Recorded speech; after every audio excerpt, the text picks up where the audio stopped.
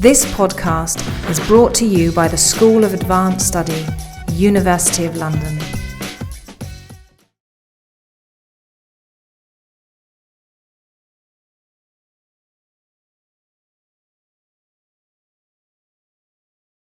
So this is part of the Portuguese film Colony, Postcolony Memory Symposium, and this is a Q&A session chaired by my colleague Mariana and myself, Sally Faulkner, with the film director Margarida Cardoso. Right, so I think I'm going to start. And I want to start with a very broad question, which goes back to the title of the event, which is, of course, Portuguese film to begin with. I'm not going to ask for its Portuguese film, I think that's too ingrained film. But could you say a bit about this film as part of Portuguese cinema, that is in terms of funding? I mean, I know it's a co-production. How do you actually go about making films in contemporary Portugal? Well, thank you, first of all, to be here. Well, I think that most of you know that it's not very... everybody knows that Portugal have a lot of problems in terms of economical problems, and so financing the films is a kind of adventure. Normally it begins with applying to the fund, to the state fund from the Institute of Cinema, from Portuguese Institute of Cinema. And then we try co-productions. It depends on the thematic of the film, of the kind of production that we want to do.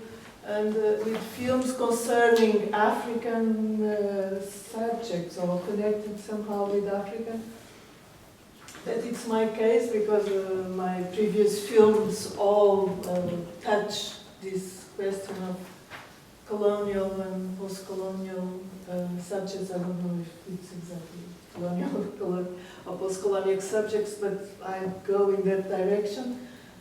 Normally, until now, some countries that are more connected to this kind of issues, like colonialism, always put money on the films. For my previous films was always, I always have France, Belgium and Germany. For this film, I had problems with the production. I didn't have these funds. I finally found in Brazil. That is a country that normally is not so sensitive to colonial African colonial subjects, but Brazil finally had a kind of, it's not a big part of the film, but it's about, I don't know, 1/50 of the budget probably. And with the European funds, I found that a lot of things had changed lately concerning to the small cinematographies on Europe. Some years ago we have a lot of support because we are the poor countries of Europe. So, poor country. Portugal was all the time the first one to be on the line to receive this support. But then, of course, Europe changed. Portugal still with the same problems, but all the political and geographical Europe changed, so Portugal had become a little bit like forgotten in these matters. I really had a lot of problems to finance, because also the subject of the film is very, very specific. I have the conscience of this, and I was not expecting too much also. Because I know that it's a subject that it's difficult to understand that you want to do a film that have characters that are black and white, and is not exactly about the relation of black and white racial questions. And it's a kind of ghosty film, very difficult to grab. The script was quite touching. I think that it was, people can grab the story, but they could not grab what kind of spectators I would have with this film, so it was very difficult to enter in the kind of cultural slot or everything. But I accept that, and then I was very happy that I had this found from Brazil, mostly because the main actress, the older woman that is on the film, that makes the character of the mother, it's one very well-known Brazilian actress, and I simply write her a letter and said, oh, Yvone, I know that you are very busy and you are kind of big star of the novellas and all these soaps sometimes, but I would like, I know that you are very engaged and more lefty, if I can say. Do you want to work on this film with me? I don't have so many. And then she said yes. She read the script and she agreed. So then I had this. Great. You said, of course, the film is about Africa, but you've said in interviews that you were really interested in filming and exploring the territory, so really the physical aspects of Africa, not just as a theme. Can you say a bit more about that? Yes, I think that I'm always very attached to places. I think that because, I don't know if some of you know, but I grew up in Africa, in Mozambique. My father was a military, and I went there when I was 2 years old. And I returned after the revolution, when the war finished, and when my father can come home. So we returned with the family, we are just 4. And somehow people that have the same experience than me, people that have also traveled a lot or during his childhood and his young age, you always have a little bit a sense, an idea that you have lost. You have a confusion on and identity. You don't know where you belong. You don't have any kind of territory. And if you have a territory, for example, me, I cannot say, oh, I'm from Mozambique, or if I'm in Mozambique today, or even if I go to Mozambique, I cannot say, oh, this is also my homeland, my countryside, my country. Because there is a kind of difficulty to legitimate it, the territory, the place, the space. So I'm always have been very attached to visit places and to look at them like a kind of museum of the failure of the man and the civilization, because sometimes things are very nice, but in these countries that suffer a lot, and you see clearly the marks and the scars of history. When you see the places in Mozambique, you really think like, oops, something went wrong. This is what you see. Of course, things are changing, but all these places, even places like in the city, or like you see in the film, this hotel that is destroyed, I always think that I would find the solution or the answers to my questions in the specific place. I don't know why. Could I follow on from that and also briefly say that we will open up the floor to questions in a few moments. I wondered if I could ask you about, how can I put this, your relationship to water, by which I mean how you film the coast. But I see you thinking about the Murmuring Coast, your earlier film as well, as quite a cineast of water. I'm thinking of rain, I'm thinking of the sea, and the presence of that. Is it the idea of fluidity that attracts you? Could you talk to us about how you approach Yes, I know that there is a lot of water on my films. I don't know if Freud could help me. It's a little bit true. It's a little bit because no, I think that I had some. I think that I have this attraction to the territories and to the places. I'm very connected to water and to the sea, and because I remember that when I was a kid, I always felt in Mozambique in the times like if I was in the end of the world, at least my world. It was something that no one will get there, because I don't know if you know the geography of Africa, but it's not Cape Town, but it's not so far. So it's really, we're going there, and then since I had some remembers of my childhood here in Portugal also, because sometimes I'm here in Portugal, sometimes I return to Portugal, so I have all the time the impression of that nothing have more, the territory finished there, and then we have the sea and the water, and I'm very attached to this element. In the beginning of the film we see that someone disappeared on the water. So I didn't want to be very explicit to what it happens, but it's important too. That's really helpful, and it also makes me think, connecting what you said about water and your earlier comments about spaces, about the swimming pool, and I wanted to link this up to perhaps some of your influences, and I've read that you admire Lucrecia Martin's film, The Swamp, La Ciénaga, and that has a family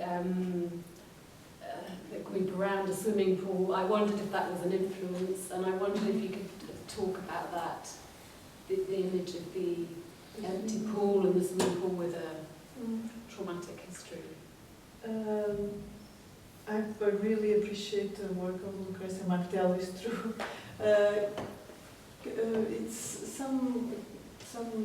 It's a very strange thing that happened with me some years ago, is that when I wrote Mauryan Coast, I found for the script a photo to put on the cover of the script. Nothing very descriptive, something that more with connotative readings, more or less. And then in that times, we didn't have this very quick access to the internet and to everything. So I chose a photo that I took from a book long time ago. Then I forgot where the photo came. And it was a swimming pool and with an abandoned building. And then when I wrote this fiction film now, Yvone Kane, I have the same impression that I have already write about the swimming pool, but I take the same picture, and then finally I thought but this photo probably is from someone, maybe someone very known, I don't know. So I take the photo and I put it in Google image, and then I found that this photo was from a photographer, a French photographer that's called Sophie Richtenhuber, and she was doing in photography everything that I would like to do on film. She was talking about territory. She's working on this aftermath feeling that I have in all my films, this sensation of being exploring something that have already happened, terrible, but in the aftermath, after this happened. And she was also even photographed the scarves of the people and the scarves of the earth. She went to Beirut and things like that, and I was like, oh, but I shoot this because. And in this photo there is this swimming pool, and I always very, very attracted by this this hotel more than a swimming pool, but I'm attracted to the idea of hotel. I'm always attracted on this. I would like to do a film just about hotel places. And of course that the swimming pool is then become a very suitable metaphor for everything, because it's also by herself is this hotel was constructed during the colonial times. It's supposed to be joyful for people enjoy themselves in this beautiful coast of Mozambique. And now it's there, destroyed, and for me it was a very good metaphor for a lot of things that are on the film. So I choose to use this. Maybe I'll ask a final question just before we open up. In a conversation with Lydia George, I think last March, she which I watched on YouTube, and her was an action there. She talked about this film as a sort of continuation from The Murmuring Coast. I think she even said she introduced it as the second episode of a trilogy. Are you working on a new project that somehow connects with these two films? Or do you think you will in the future? Yes, I think that the idea of trilogy, I think that I have already a kind of trilogy with the previous documentaries too, because I'm exploring this in certain, with some persistence. And what I think that in this film is more connected idea of this trilogy is that first I explore a lot the relation with Portugal and the war and the past, but with Portugal like the center, if you can say. And then the Marmorian Coast is really this revisiting the 60s and all these traumatic memories. But I always have this impression that I was doing so many films in Mozambique during these years, and I was like a little bit blind over what it was going around on the present. I was exploring the past, I was reconstructing the past, I was interviewing people for telling me the past. And then I was like, but in fact I'm always interested also in the present. And what it happened in the present in Mozambique, 3 years ago when I shoot, really, the shooting was 3 years ago. What's happening in front of my eyes is that also a time like the Marmorian Coast was also, in the Marmorian Coast you have this, the end of the colonial times. But what was happening in Mozambique now, it was that in front of my eyes, it was the end of our ideological relationship with Africa. So our relation with Africa is completely changing, and so you have now this kind of orphans of ideology, like the mother, like the character of the mother, someone that came to make a new country with a new man, and she believed, and everybody had believed in that, and blah, blah, blah. And everything now is like nothing. It's like something that is completely disappeared. And it's really, really, now it's really, really out of the memory of people. So I thought that I would like anyway to profit that the place is still there, that I could construct a film that talk about this last whisper of this ideology and somehow this relation with colonial times, because I think that even if the film doesn't talk exactly about colonial times, I think that the echo of this colonialism is there, even in the society that is built and where the film takes place. I think we'll be ready to open, and there's a question here. Okay, I have a lot of questions, but I'll try and keep them brief. Yvonne Kane is not a real person. It's not based on a real story, I'm assuming. Yeah. But if that's the case, what were you trying to convey when you were portraying, when you were building the film around her? Because in as much as I've grasped what it represented, you are suggesting that the liberation movement had a lot of flaws in it, and that they were potentially the people who shot her, we don't know, or who killed her in London. Yeah? Yeah. So there's unanswered questions, as you said. We also don't know what happened to Clara, or who she was, or who she represented. We don't know why the mother's relationship with her son broke down. There's so many unanswered questions, aren't there? Yeah? So what are you trying to say? Yes, it's nice that you talk about the son, because this is I think that what I try to do, but I can try to say. First, I answer to the question of Clara. Clara is just someone that is not here. It's the brother is just someone that is not here. Of course, that we have this. I don't want to confuse no one. I just wanted that the film is much more about his absence, and much more, in fact, about the absence of memory than about memory. But this absence, we heard a lot of talking about, or we have all the time the presence of these ones that are not absent, that are not here, that are absent. So this was my intention, that we don't know exactly what.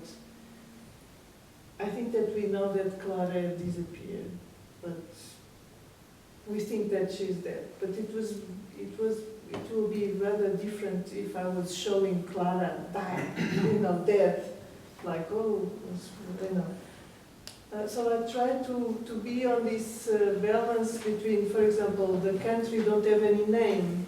I even make a fake flag that is a mix between some other country. And I construct Yvone Kane completely. She's a kind of mix of several characters that I met on my research on for films, my previous films, a lot of research on this. And then I decided to construct this Yvone Kane like someone that doesn't exist. Someone that probably, if Yvone Kane was not dead, maybe she would be the salvation of something. Maybe it would be completely different if a character like Yvone Kane would take the power on that times, on that countries, on that exactly time. So what I want to also, the idea that I don't have a country with name and that Yvone is fake. You know that sometimes people doesn't know if Yvone is fake or not. And this I also like, because people that don't have any connection can imagine that Yvone exists or not. And this doubt, and it's not for tricking, it's a doubt that make part of the film. So I also want to show a woman, no woman can take this level so high after being a guerrilla fighter for the liberation movements. None of them. They have been all the time like the wife of Samora Machel, or the very Josina Machel. She was the wife of Samora Machel. A lot of this appearance of Yvone Kane is based on Josina Machel, the wife of Samora. But then mixed with more other characters of women that I know that they exist, and then I mix them all and I try to build this strongness, and also a person that exists, Yvone, and his own she has a lover, she wants to be a woman, a normal woman. So this is the thing. I also could not do the same film if I had to take a real character, because it's impossible. I had to invent it. And I tell you that in the beginning, I was making a lot of experience with these archive films of Yvone, that I have a lot of them. And in the beginning, because in the beginning I wanted to make a film about Yvone Kane, and not about Rita going to search about her death. In my mind, I was trying to do a film about the life of these women on the past, and then I switched very early in the process. And I think that this it's not tricky things, but these doubts and this kind of absence of some more concrete things give to the film what I want to give, this ghosty feeling. Okay, I just wanted to ask something following on from this question on what you said about the invention of Yvone being based on the creation of footage and on the creation of photographs. And it reminded me of what you did in Acosta, which is also has a sort of a fake photograph in the middle, and you also experiment with real footage in the film.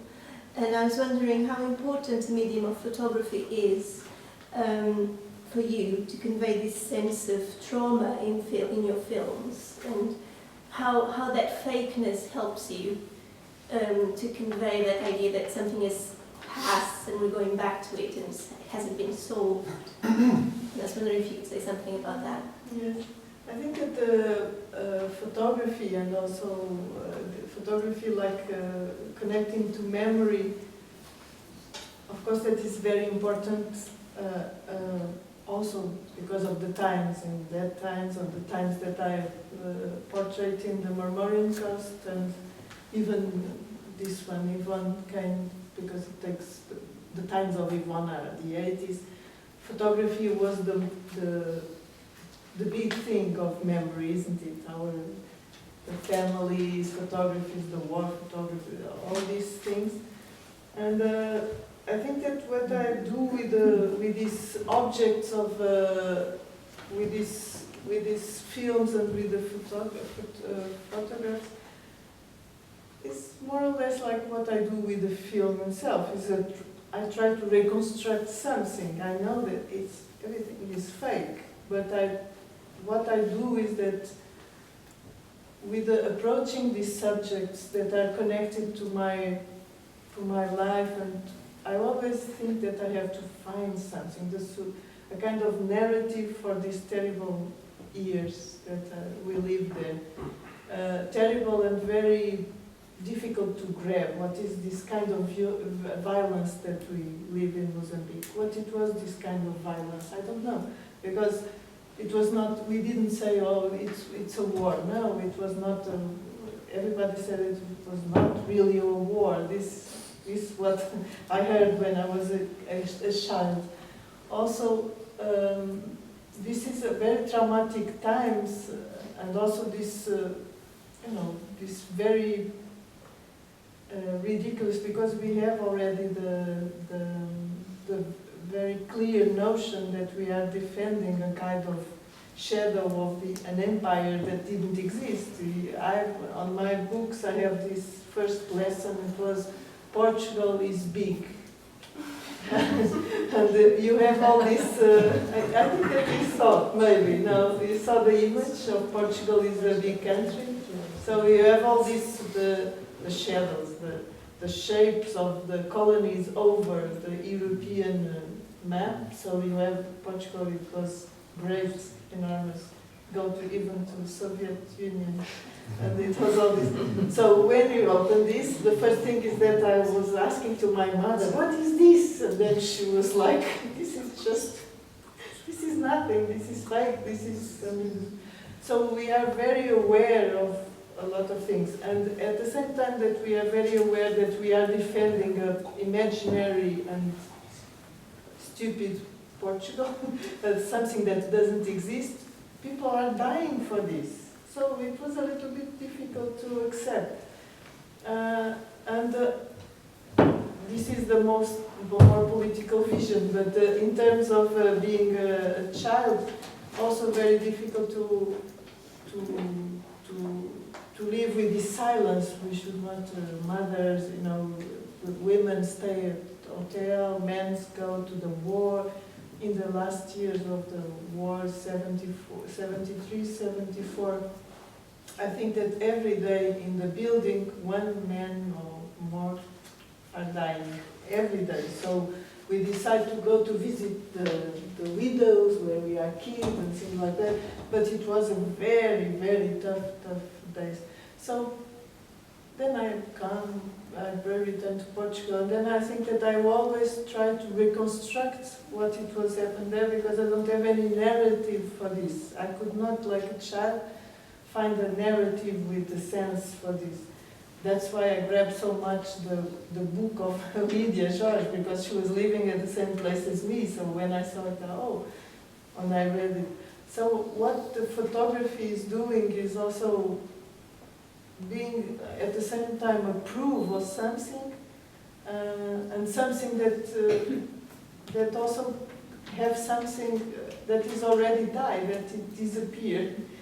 And when I try to use these proofs, I made a lot of these newspapers and fake photos and things like that are a kind of proofs, fake historical proofs.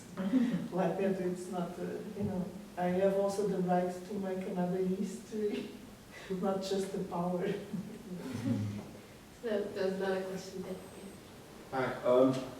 So I think it's really interesting when you talk about sort of reconstructing the past and this absence of memory and this sort of search for something. And I think those are themes that come up in this film and also in your documentary, Kusha Kanema. This kind of search for the truth that's never actually found, and it's sort of hidden and elusive. And it's the kind of, I feel like it sort of links to the theme of reality, in the sense that with the documentary in Kusha Kanema, we're very aware of the materiality of the film, we're watching the film happening, so we know it's a film, and this kind of projected reality on behalf of the Samoa's government is actually very different, and there's a sort of discord with the harsh reality of the war, of the famine, of the deaths. So my question is that a sort of comment, perhaps, this kind of discord between reality and fiction, so this mixing of newsreels in this film with fictitious characters, is that there's a tension between the two? And is that perhaps a comment on certain failures of the revolution, a sort of, perhaps a certain, the reality is told that there's a socialist government, etc., but this dream has died, and it's a sort of a tension that exists, that's a sort of undercurrent in your films? Yes, I can make, I will answer, like I think that I could help you with my answer, but I don't know, I'm not sure if I'm going in your direction.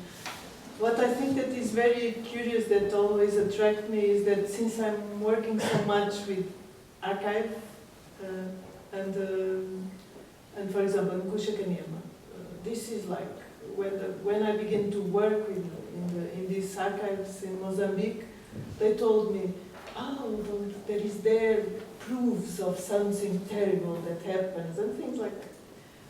And well, I saw the films, and of course, on this archive you have all this, the history of this country in image. But I was also very, very conscious at that time, when I was working there for 6 months or like that, that the image of archive or whatever, what kind of image that we do, don't contain any truth. There is no truth on nothing of this. Even in the most innocent act of filming are done by someone in a certain circumstance. And what I encountered in Mozambique on these archives is a lot of it. It was really, the films, well, there was good intentions, but what we have is completely propaganda, accept it. But I always I become very interesting in this thing of that the image are all the time what more who have done this image that what is contained on this image. So I try all the time to explore this, and that's why I said previously that I always I'm very attracted to this this vulnerability of the truth that you construct in image. And this vulnerability is a word. Yep. This vulnerability is what attracts me more in everything, but in this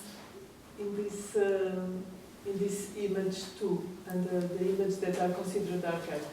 In Natal's Christmas 71, and not so much in Pushakanema, but in Christmas 71, for example, I had to begin to do this very slow motions, and then I also, you are very aware that a film that had been shot in 24 or 25, in that case 24 frames per second, doesn't contain the same meaning if you read it frame by frame. You can see a lot of things that you're not supposed to see in the certain image. And if you go fast forward, you don't see half of the things. So I like to explore this vulnerability of the certitude that we have in image and these proofs of image. So I allowed myself to play a little bit with these things. That's why I make so many images of Yvone. I have a lot of reports, like long reports of 25 minutes, and the interviews. She's even taking his place on the government. I have all of this like that. I can know who is Yvone. Yeah. I hope that Hi, I'd like to say how much I was impressed by the film. I really enjoyed it. I wanted to ask if you could speak a little bit about your casting decisions or your writing decisions about framing the protagonist, the female protagonist's daughter, as a non-Mozambican. I think what I'm questioning is, you spoke earlier about the need to get funding, and some of that funding came from Brazil, as did the protagonist's mother, and whether that had anything to do with it, or alternatively, are you trying to say that this, I was particularly struck by two sentences in the film. Yvonne's story has already been written, and peace is not the same as silence.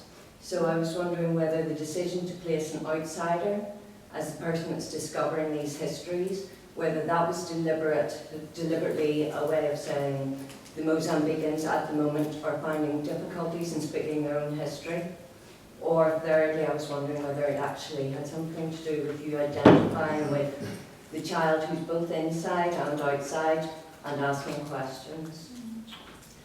Yes, thank you for the question. I think that it's both, but mostly the second.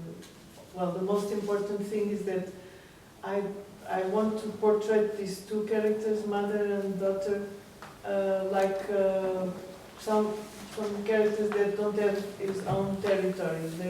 We don't know, so it was very suitable that the mother is Brazilian and she's speaking Portuguese, which is very difficult for her, because Brazilians don't formulate it at all in the same way. So she's talking like if it's a foreigner language. It's very difficult for the actress. Each time that she says something, she's like, "Did I say it well, Margarida?" And I said, "Yes," because it's difficult. It's a very tough exercise for someone speaking the same language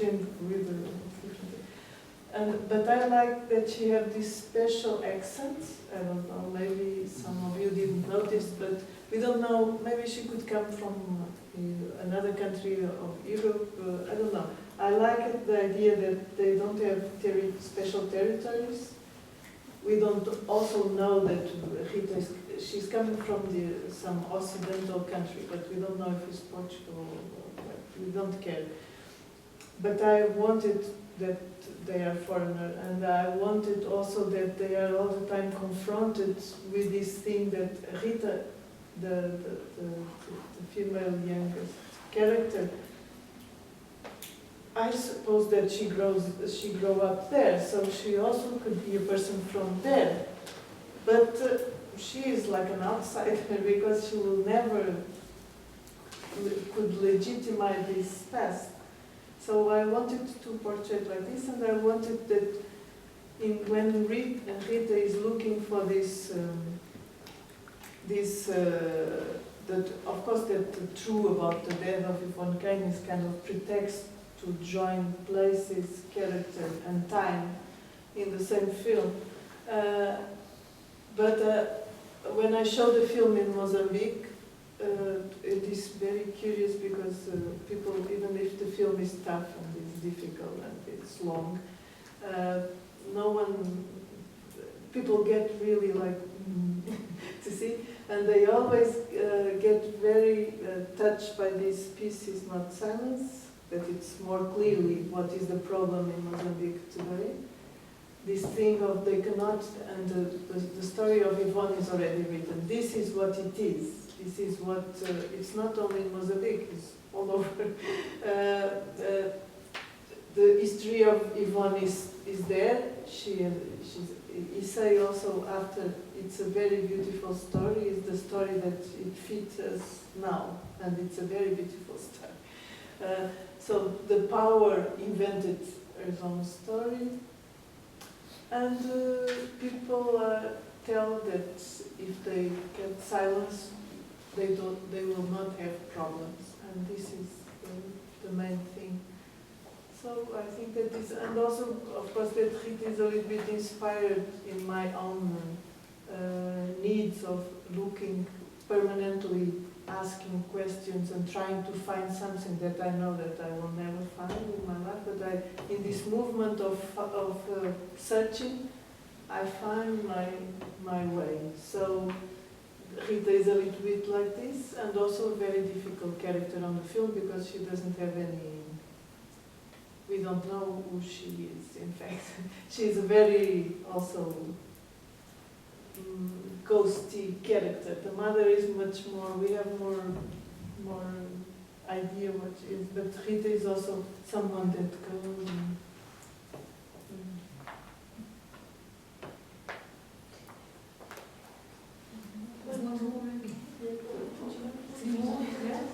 They're very short, maybe you can ask Yeah, them okay. both. Okay. I would be very short. Yes, Margarida, thank you. The film is full of ambiguities, and I really enjoyed that. Absences, silences, trauma, memories, the whole idea of burial also, where secrets are buried, I think it's very, very powerful. And I have two questions. One is, I did a workshop with you in documentary filmmaking many years ago, yes?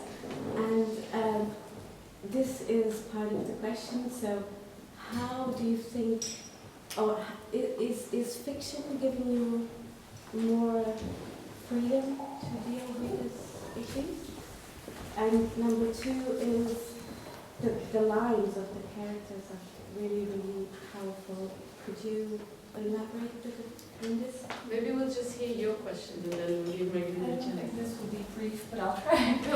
So my question was about the role of reflections, both in mirror and in glass and in window. And whether, well, you've been mentioning the important aspects of fakeness and of the imaginary. And my question is whether these reflections are actually somehow a symbol of transparency and reality. Yes, I would start by the reflection, and then I don't feel that I can Yes, I'm very attracted by this. The film is full of layers of ambiguity, and also these layers I would also try to put it on image. I'm very attached to the image. I make my, I come from photography, also I study photography, and I'm very attached to the image. I always frame. I don't make the photography on the films, but I frame. And I try to do in this film two premises, visual premises. That one is this mirrors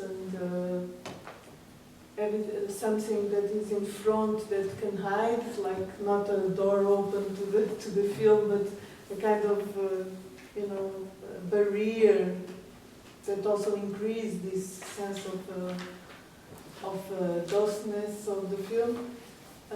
And also I choose to divide the film. This ratio also helped me to sometimes something happen in one side and something is happening in the other side. Or it was like all the time having a line dividing the frame. This will try during all the film to, it's not in all the shots, but in this.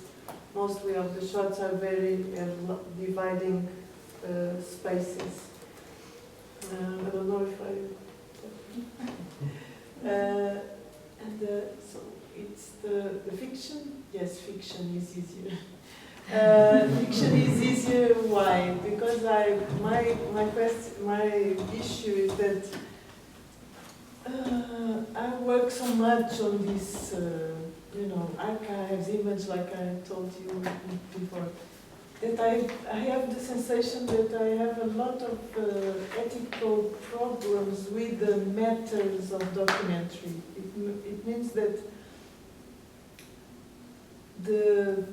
everything that you can grab, for me, I put so many questions about what is this, where this comes from, and I can, of course, that I enjoy a lot of things, but all these ethical questions that is not about good or evil or about doing wrong things or good things. It's just because there is so many factors on when you grab things on documentary and when you catch things. That sometimes I feel more like catching, writing, and doing it in fiction. But of course, that my documentaries that are very classic in the terms that I do a lot of talking heads and interviews, I use it like sometimes like the base for doing the films, and for doing the fiction films. And I also would like this, somehow I like these conversations, because this ethically in documentary, sitting someone talking is something very cool, because you don't have any ethical questions there. Well, we have some, but not so many. So for me, fiction is more, I feel more free in somehow. And the other questions about the lines, the script, the things the characters say.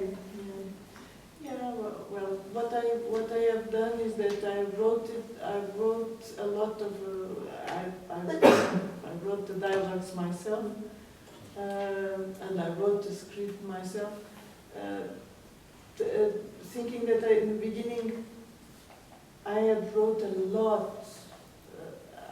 I wrote like if it was a kind of diary of Rita. Because I always like a kind of feeling of adaptation. I cannot write a script with these things like first scene, second scene. I hate the causes and consequences. I don't like this, and I cannot construct something like this. And what I like it a lot to do before in the adaptation of the Memorial Coast was that I grabbed the book, and then I have so many things, and then I could put it, arrange it, and then I put some scenes that doesn't make any sense in the Barbarian Coast. It's like, oh, where did this come from?